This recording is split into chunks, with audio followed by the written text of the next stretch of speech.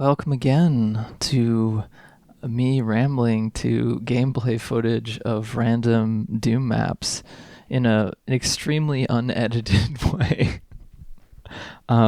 This particular map is called the Wailing Horde, and it's by a guy named Hansen, who has made a bazillion different maps. Started mapping, I think, in the year 2000. This is a single map project, so it's one shot, one kill.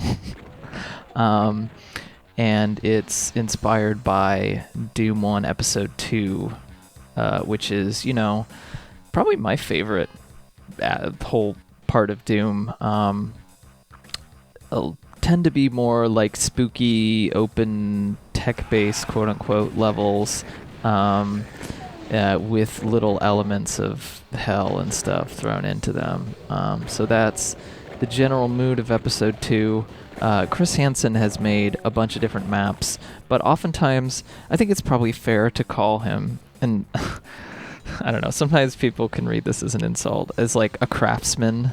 Like, he's definitely somebody who makes maps that are inspired by the original maps. By the way, I'm sorry for all the frame rate hiccups. It gets a little better after this. I have a feeling that it's doing this because I've fiddled around with the settings a lot. I have a feeling that it's doing this because of changing the frame rate to 35 FPS maybe. It's funny because I played Sigil on my stream and I got a few hiccups, but it's like I had more windows open and stuff, so you think it would like hiccup more then, but I didn't have I had like nothing else open while I was recording this, so it's always like confusing to me. I mean, I am running frantically around in this map, because I guess the other thing I should say about this map is, usually when you expect to play maps in the style of the original Doom, they're usually less combat focused, because the original game is less combat focused. And they're more focused on the environment and the atmosphere, because that really is Doom 1. And that's what I prefer, but most Doom maps that are made now are based around Doom 2. So it's more rare to find maps based around Doom 1. There are maps that are a little more combat heavy, and like something like No End in Sight, which I'll probably play another map from, but I already played in Doom Mixtape like years ago.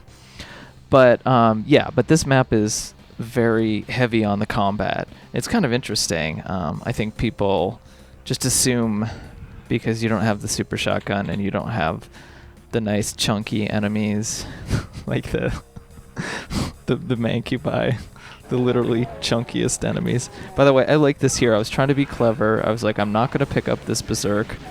I'm going to survive this, and then I die because I was too clever.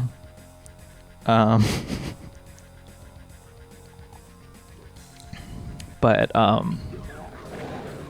yeah, no chunky enemies, no arachnotrons, no revenants, no archviles, no nothing.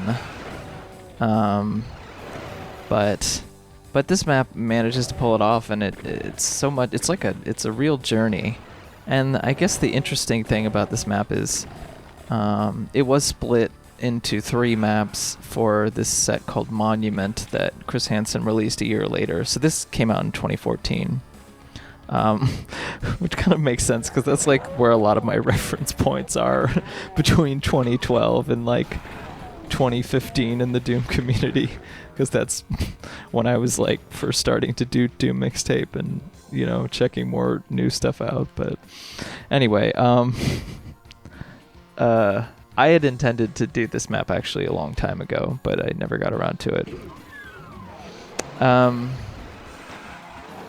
But yeah, it's a very frantic, very nice little journey combat based map that also has a lot of interesting sort of environment cues and puzzles. It's definitely very strongly a takeoff on the original style. It's nothing that is setting the world on fire in terms of novelty, but it is, I found it to be a pretty memorable map. And I think that's why I played it as one map and not, tried to mess with Monument, because I don't know. I just like, I would rather, if someone if something is designed to flow as one map, I think it kind of, I would rather sort of have that experience than have it sort of broken up and kind of shoved into a full episode. But maybe some people feel differently. I don't know. I like this central area with all these like pillars. That's where you'll pick up one of the keys. That's probably my favorite part of the map. There's one or two other parts that I really like, but this is just something where like, you know, like different paths like intersect and, you know, come back on each other, and there's a lot of different sort of environments and combat scenarios that you approach, and it's sort of, I think that the interesting thing about that episode 1, episode 2 style is the way that things sort of flow in and out of each other in this kind of free associative way. Oh wow, the video froze again. Okay, that's good to know. I might have to cut out a bit of this commentary. Ah, sigh. I literally started recording. I started recording again because the video that I was watching froze, and it was gonna throw off the timing of everything. So who knows? Maybe I should just not even respond or react to what's going on in the video because it'll just ruin it. Right now, I am theoretically potentially looking through a window of where that area that I just talked about was, all those columns and stuff. But yeah, things just kind of flow back and interlock with each other, and it's kind of confusing. But it's that like free associative sort of dreamlike feeling that a lot of these like earlier 3D games had. I like that. I don't know. I think that's that is part of when I think about like what Doom is as a cultural entity. It's something that is kind of indefinable and free associative, and something that is just like encompasses and doesn't encompass simultaneously like a bunch of different things. That's like the clearest, I think, like Doom 1 and that sort of episode 1, episode 2 kind of approach is like the clearest like distillation of that. I'm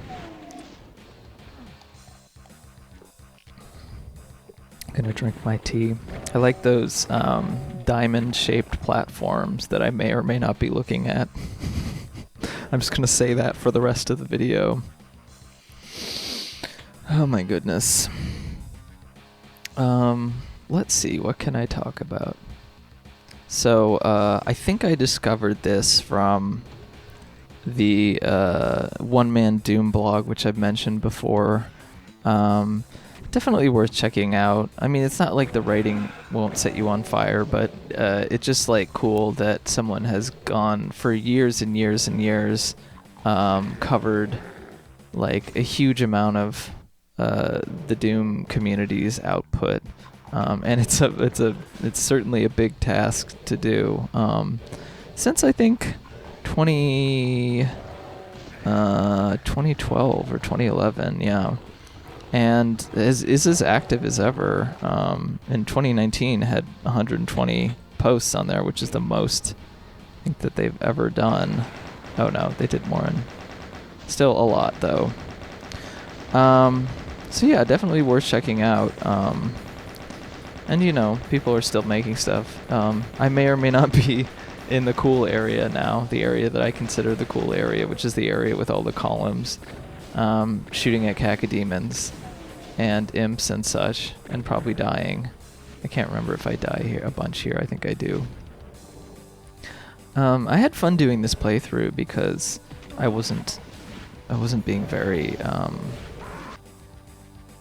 I was just kind of, you know, being sloppy and doing my own thing. I wasn't like taking it in a more circumspect way. So, and I do like the detailing in this map. The detailing for, you know, being in that style of Doom 1 is pretty good. It's pretty what you would expect. Yeah. I'm trying to think of, okay. So let's see what one man Doom blog has to say about the Wailing Horde. Um, Chris Hansen was part of the millennial wave of Doom authors, earning a place in history as one of the contributors to 2002 A Doom Odyssey. That's one set that I haven't played, but I don't know, it just seems kind of like weird and dated to me. But maybe an interesting cultural artifact nonetheless.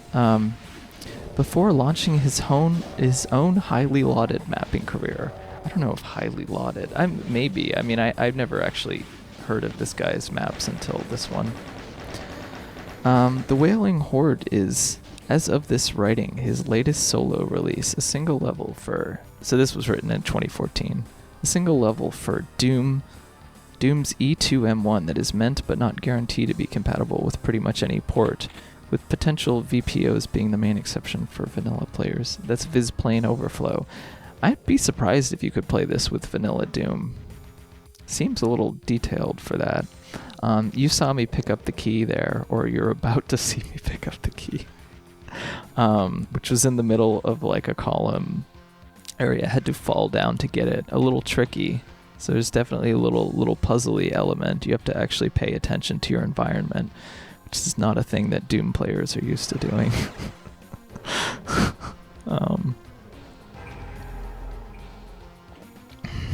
Beyond like avoiding fireballs anyway.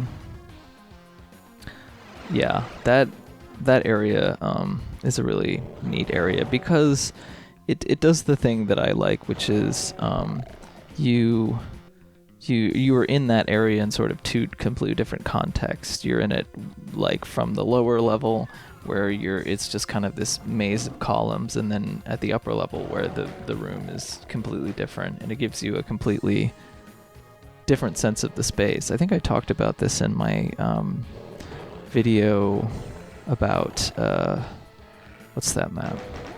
The Hazmat Hazama map from the Japanese project, where there's like a 3-tiered room.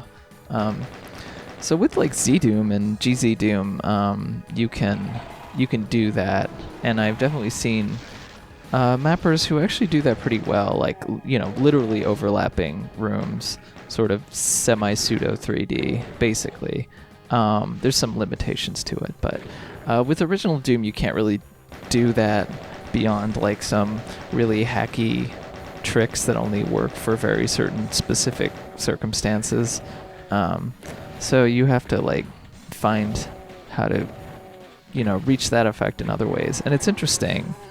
I think it creates part of that like dreamlike sort of layout in the way that things interlock and intersect with each other has to do with the limitations of that.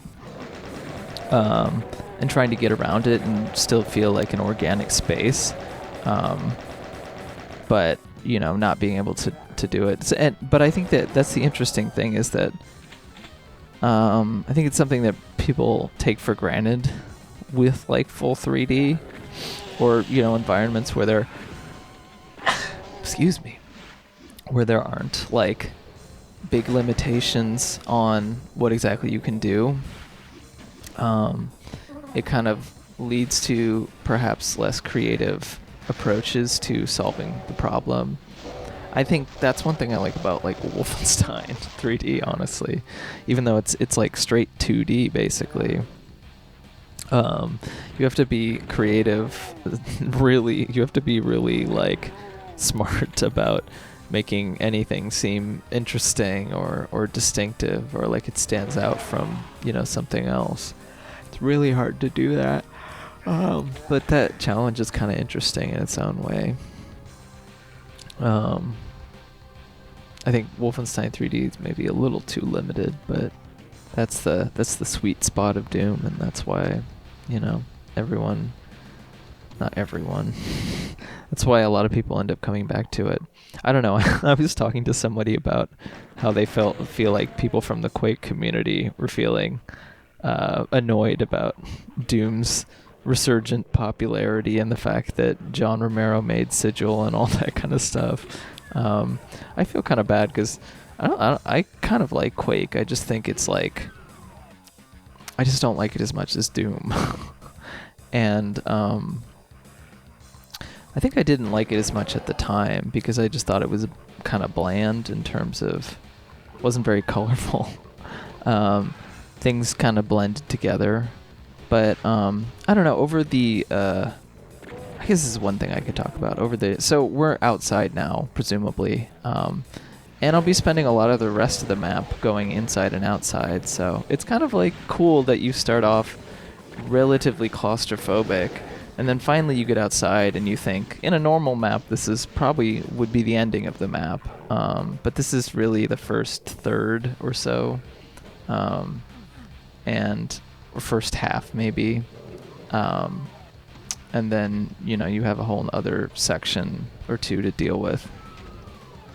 That's the thing I like about having it, in one full map as opposed to having it broken up to 3 maps. You can see, I had to, move over passageways in areas that I had been to before, in order to, sort of crisscross through and get to, this area outside, which I think is really interesting, because you go on this whole journey that isn't necessarily represented or indicated by the map, because things just look like they sort of are part of the same room, which I think is kind of cool. It's kind of confusing though, but that's one of my favorite things to do with that people do with Doom level design. The thing I was going to say is I played through both Dusk, the indie game Dusk, and the game Medieval over the holidays, because I finally got, Steam key both of them, and I've been meaning to play through both of those games, because people really hype Dusk up, and there are some ways in which that game is very silly, but it does seem to be more inspired by Quake 1 than by Doom, so... And that game seems to have done pretty well for itself. It is weird. I think part of the reason that I started doing these videos was because, I was ostensibly in the indie game space, and I didn't see people talking very much about, level design, and I, wanted some of those people in particular to understand that something like low-level level design can be a very expressive thing. And it's not just about, quote-unquote, teaching the player in this very, reductive, educational sort of way, like it's often taught. And I kind of am annoyed by that kind of approach. But it's also expressive. It's both expressive of, a specific artistic sensibility, but also I'm probably in the crushing room or about to be in the crushing room. I really like that room too. And when you get to the end, it freezes the crusher, which is really cool. And then in this other sort of darkened, more organic area that feels like it's almost like a secret, off the beaten path. The way that this map sort of flows in from one thing to the next is really cool.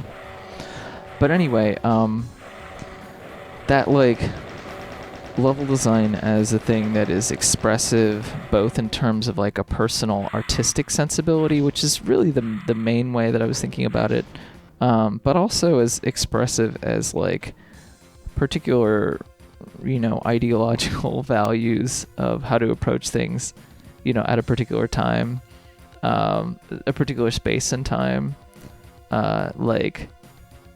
the Doom community's sort of level design approaches what is considered acceptable and, normal has changed over time.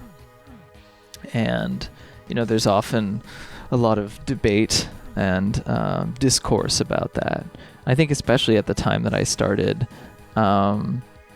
doing these videos and started paying more attention to Doom was when that sort of Doom 1, Doom 2, the way it did came out, or around that period, and there were more people sort of being critical and talking about level design in ways in that community specifically, in ways that I felt were maybe kind of reductive in their own ways, and I was definitely very critical of that. It doesn't seem like that whole trend is as strong as it used to be, because, you know, people and things come and go, and people get tired of, you know, harping on the same things, and et cetera, et cetera. But it's, you know, it's nice to know that things still continue, and there's still a lot of, you know, interesting things going on. I don't always pay attention to the community as much, even though I play a lot of Doom mods, just because it's hard for me to keep track and there's other games and things to play. But in any case, coming back to what I was saying before, part of the reason I started doing these videos was because I was around like the indie game world, and stuff is very high level, or it was. That was the trend at the time, to do very, very high level stuff, which is like, you know, roguelikes and that kind of stuff was big, very systems approach. And I felt like people almost saw like level design as being something almost icky, like they didn't want to touch that because it wasn't like this like high level genius approach. And there's still definitely people who approach things that way, but I think I can see attitudes and sensibilities changing, and I think the popularity of something like Dusk is really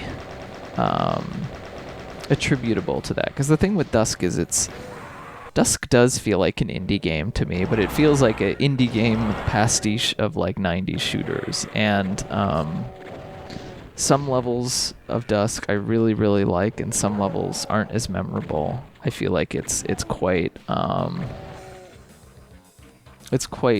it has that sort of quirky, spiky, all over the place kind of vibe of a lot of these games. I think it's also kind of stupid. Like it's a pretty stupid game. The like whatever plot presumably exists is really, really dumb, and I find like the sensibility just kind of like adolescent in a way that isn't particularly amusing. But I also, you know, really did enjoy the game and enjoyed the design and all that kind of stuff. And it's crazy to see, you know, one or a few people doing what would be considered, you know, a AAA game, you know, many years ago in these indie games when it's, I don't know. I don't know why I find that so crazy. I felt that way when I played this game Hollow Knight, which is like a Metroidvania game. That's another game that like took me like 30 hours to beat or something. And because I played some of the bonus stuff, like, and I was just like impressed at the scale and the scope and like everything in that game, given the size of the team and all that kind of stuff. But yeah, I feel like it's the point. I guess is I feel like the indie game world has become less about let me exercise my genius design, novel design sensibility, and more about like more product oriented now, which, you know, for better or for worse, there are a lot of ways which I really don't like that.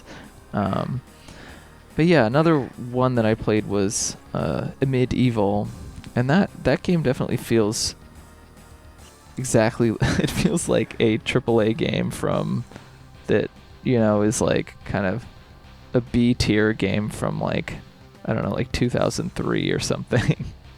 Because it's like slightly higher tech than you know, a lot of retro games in a way that I found kind of unique. I actually found Medieval to be a little bit more unique and strange, but maybe also less memorable in particular places, depending on, kind of blended together more in a way that wasn't necessarily bad though. But yeah, I don't know, it's just interesting how waves come in and out, and, you know, things are kind of different than they were when I first started doing these videos. And it's not like these videos ever got tons of views or anything like that, but yeah, I think I was much more reacting and responding to something that I didn't like at the time. And now I don't necessarily feel that same sense of like angst or irritation about it, and I'm not really sure why. So right now I'm still exploring the level. I think I'm trying to find where to go. I have about 15-ish minutes left. And you can see either I just looked on the map or I'm about to look on the map. Because I don't know where this will end up. You can see that,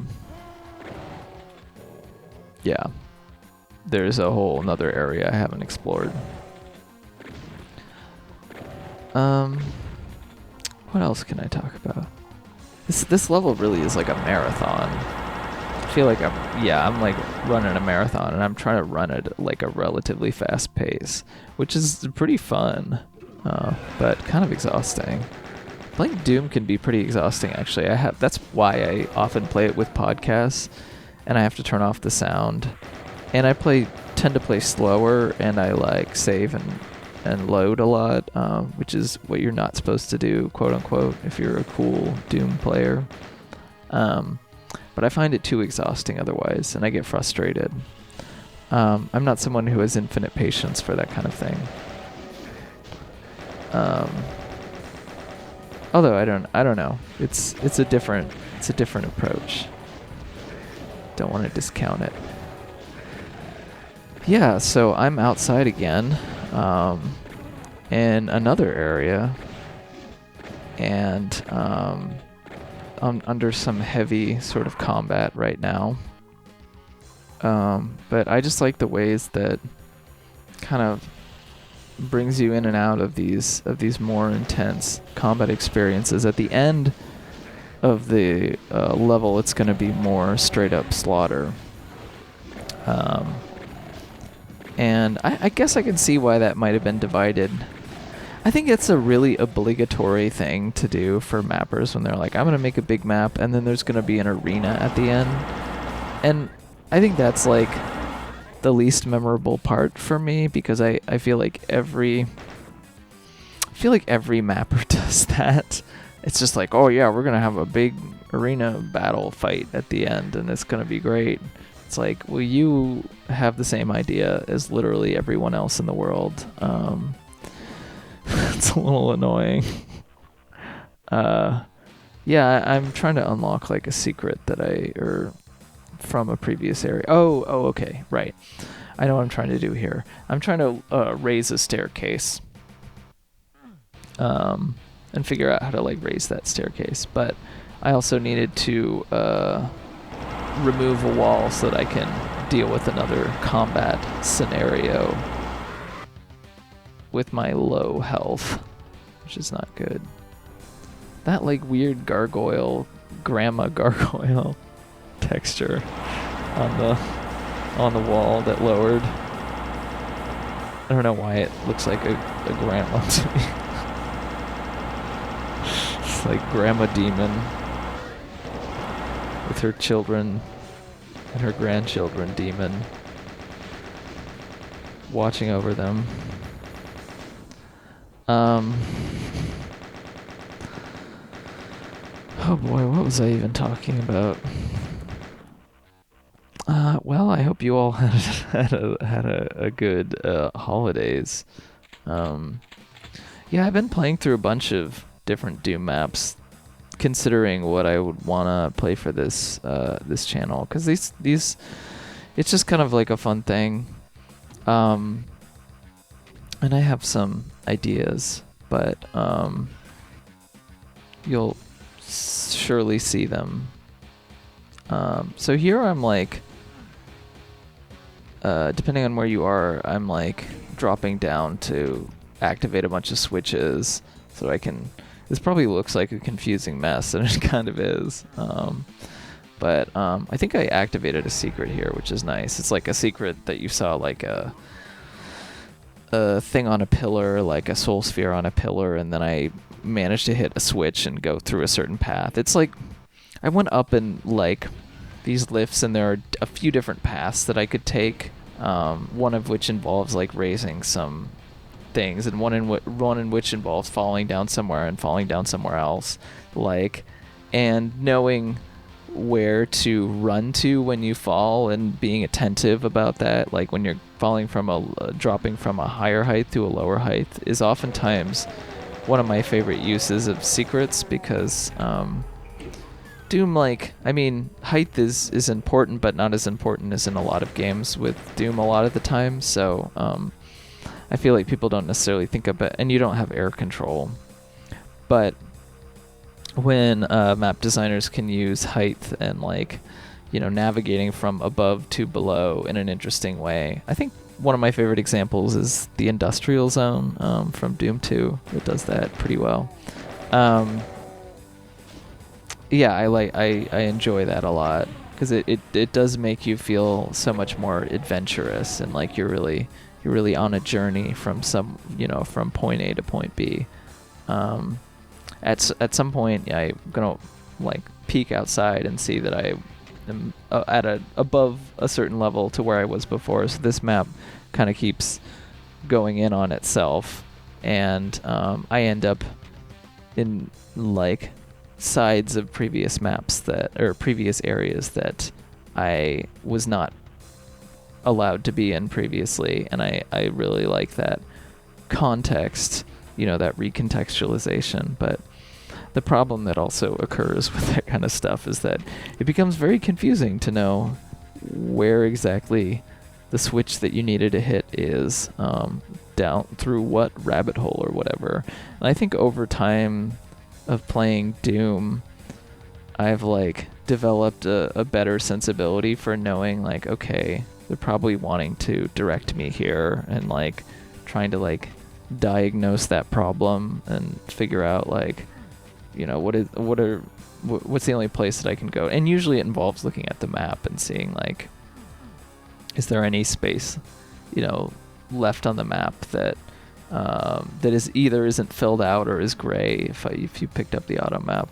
And did I go down through all the branches of this particular pathway? In this case, I didn't. I just missed one branch because I went down the other two branches, and I didn't go down the important branch. So once I went down the important branch, I was able to find it. So I actually think getting lost in these maps, it can be momentarily frustrating, but in the end, it can create, I don't know, there's a kind of enjoyment, a long-term enjoyment. And I like this room too, with the red walls and the shadowy imps that are like, kind of like, silhouettes against these red walls. It's a nice creating of atmosphere with the enemies. It's very spooky too, which I like.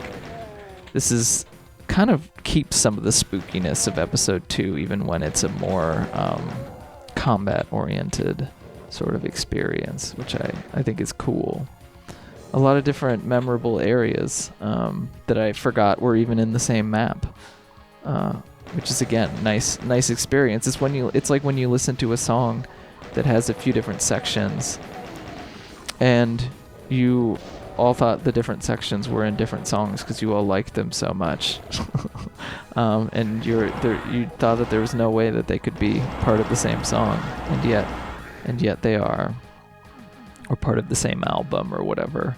Yeah, that's always a fun experience. I mean, I always think about Doom levels like I think about songs, honestly, as something that is like structured with a beginning, middle, and end. Something that's like self-contained, and has a particular mood or vibe that might change or, morph or do weird things. I don't know.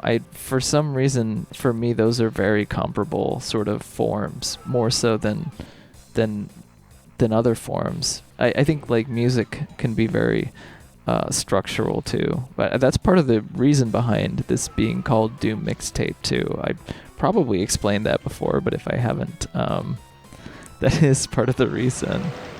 I mean, in addition to it being like the more classical definition of mixtape, which is like, I'm going to make a mix of songs that I like for a friend, rather than I'm making a non-commercial thing that I'm putting out for free. Although I guess that's also true, but not quite the same. So yeah, now I'm in the arena area. I don't really have much to say about this area. This is one of the places where I think once you unlock to a certain degree, you can pretty much exit. This map in places definitely reminds me of No End in Sight, which is a good thing because I really like No End in Sight. I think it's one of the best Doom sets that's ever been made, to be honest. At least in the style of the original Doom. Yeah, if I probably mentioned it enough, but if you haven't played No End in Sight, and you're interested in Doom, but you don't really follow Doom mods that much, that's like one of the #1 things that I would recommend playing above most anything else, especially if you like the style of the original Doom game. If you don't, then maybe it won't be your cup of tea, although you should still probably play it. But yeah, I don't tend to get super excited about a lot of Doom sets. It's more like pieces and parts that I like exploring, knowing that this is a amateur community and sometimes people stumble upon brilliance without really knowing or understanding that they are, and being able to reframe that is kind of fun because people don't know that they did something accidentally brilliant, because people are certainly capable of doing that all the time, no matter who they are. I mean, you mess around with something or not, you'll probably stumble into some good idea. Pretty much everybody has that capability, at least once. Some people can channel it like way better, obviously. But yeah, that's the thing. And also, within the context of a particular scene, someone can be super just know what they're doing. And I think there's also something sad about that when there's somebody who's just totally awesome within a scene, or does something really great, but it just doesn't, it either can exist outside of that scene, or sometimes it doesn't even exist particularly well within that scene, which is, yeah, I don't know. And that's work that people are putting in, that's time and energy and things that people care about, so just always seemed weird to me that should be treated as lesser than something else, than something that's like a commercial project, especially when people are putting so much time and energy into it, especially if people are still doing it after so many years. I mean, they obviously care about it to a certain extent. I have to continually create self-justifications for why I either make these videos, or I keep being I want to make more Doom levels, and then being oh, well, I can't monetize that, so. And it's just stupid, or it's not serious. There's no pathway there, so. And that's really dumb. I don't know. It's a really sad way to look at it, but unfortunately it does infiltrate a lot. I mean, it's nice when I see people from the Doom community able to parlay their interest into something else.